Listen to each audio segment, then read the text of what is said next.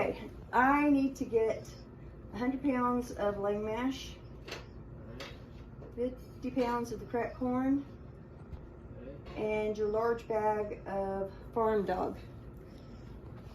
One farm dog. Yeah, and what is it you guys have in your laying mash?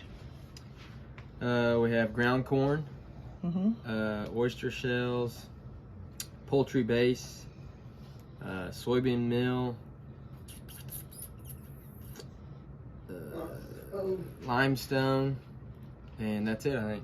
Okay, so I was just wondering because I've had a few eggs come out with the shells kind of thin, and I supplement some other stuff, so just checking.